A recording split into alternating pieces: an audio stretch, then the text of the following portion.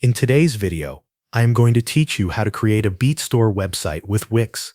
Start by going to the Wix website, sign up for a new account if you do not have one yet, or log in to your existing account. Once you are inside your dashboard, click Create New Site to begin building your website. Next, choose a template that fits your style and business. Wix offers templates for music websites and online stores, so pick one that matches the look you want for your Beat Store. After selecting your template, click Edit to open the Wix editor. Inside the editor, begin customizing your homepage. Replace the default text with your brand name and any message you want visitors to see first. Update the images and visuals so they match your music style and overall brand. If you want to highlight your work right away, add beat previews or featured sections on the homepage.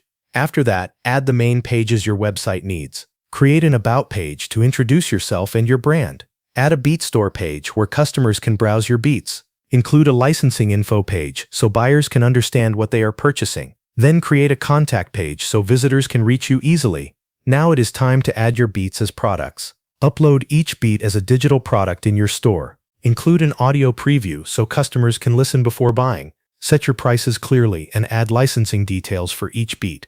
Make sure every product page is easy to understand and looks professional.